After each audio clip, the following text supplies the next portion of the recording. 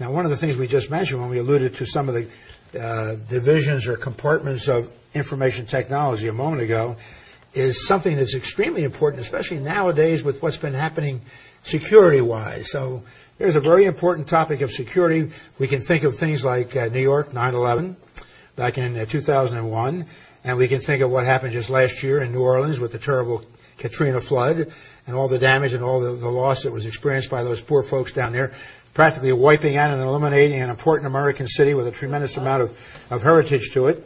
And then we rely again upon this word called security. Why is that so important? Certainly when it comes to IT, information technology. Consider New Orleans, John. Consider the divide in communication that caused us to lose an American city. Here was a city that had underspecified levees.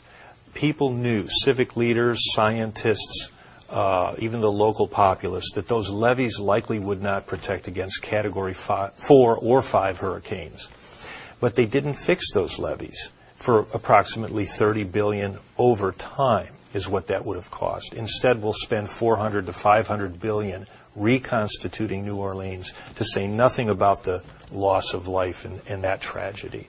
So we need to bring, you think about the best technology in the world, the best engineering, the best construction, and then you think about the business side of the business of getting those levees fixed. That's a tremendous divide.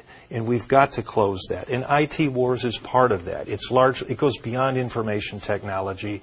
It rolls up to national security and talks about just raw technology and bringing that to bear and affecting the business of getting things done.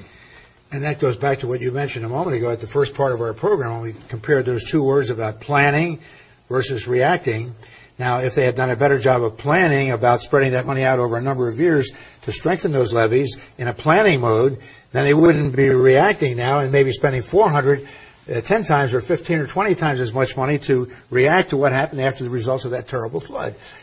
Planning versus reacting. Exactly, John. And if you consider the 9/11 Commission, who said the most important failure was one of imagination, it's not hard to imagine something like an electromagnetic pulse. A single nuclear warhead over the continental United States would remove all data and all electricity, all power from our country. We would have a post-Katrina social breakdown on a coast-to-coast scale, the maximum national drama. Prevention is key. Imagination is key. We need to close divides. We need to bring awareness to those sorts of problems. And that brings up this other term that you had in one of the latter chapters of your book called the EMP, the electromagnetic pulse, which some of you more technically inclined folks out there may be familiar with. But in your book, you talk about how this one terrible security problem could be the very latest threat. And with that technology and one nuclear weapon, employing this technique of the electromagnetic pulse could destroy the kinds of things you just mentioned and turn our civilization of the 2007 back into the mid-1800s. And you mentioned that possibility in your book. And it's even worse than that, because the mid-1800s was a progressing society with coherent paper records. People were growing food near where they consumed it. If you were to take our society and remove all technical supports, all data, commerce would crash, no power.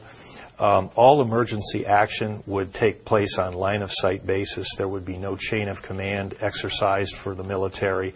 We would be reduced to small factions of people hell-bent on survival. And thus, and maybe you're getting ready to ask me about BizSec. Yeah. My next question, as a matter of fact, David, is something, in fact, the last chapter of your book, which I found extremely interesting. And by the way, folks, this is a great book, IT Wars, by David Scott, our guest for tonight's program. You must get this book, and there's that website that we've been putting up periodically, which will tell you all about how you can get it. But the last chapter was very interesting, I thought, of something called B-I-Z, SEC, S-E-C, Business Security is the abbreviation, is the actual of the abbreviation. Now, what's that, and how can that help? And that's a very interesting thought. The individual today who is a stakeholder in safety and security, the environment, and, in times of terror, we're the ultimate stakeholders. We ask, where can we make a contribution? Government has asked us to be vigilant. What do we do? And we find that we're often feeling powerless. But there's another stakeholder in the arena, and that's business. Business has to have a place to conduct business. Now, let's consider a BizSec if there had been one in New Orleans. BizSec would have said, our environment's in peril. We're living in a saucer-shaped city below sea level, and if the levees break, we're flooded.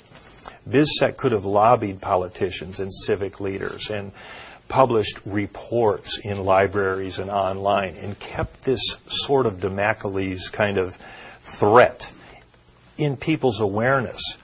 Now, if each organization in a geographic area, say county or township, city, mounted a BizSec roundtable, organizations could take a security officer or designate and place that person at that table once a month for an hour, and they could talk about these kinds of perils. A city could well ask, what would be our business posture if there were 1 or 5 suicide bombers? Who would get on the subway? Who would go to work? Who would stay home with their children? What would happen to commerce?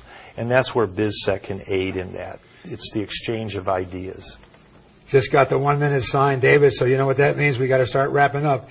I want to thank you so much, David, for being on our program tonight. You've been a wonderful guest, extremely knowledgeable and informative. Come back and see us again sometime and let us know how successful your wonderful book is. And thank you, ladies and gentlemen. His name is David Scott. He's been our guest. Wonderful book called IT Wars, Managing the Business Technology Weave in the New Millennium. And you can see it. The website's been up several times, www.david-scott.net. We always go out and close our program, ladies and gentlemen, by saying, keep on communicating for success. And come back and see us again for another wonderful program like our terrific guest for tonight and his great book, Mr. David Scott. Bye-bye. We'll see you all next week. Have a good one.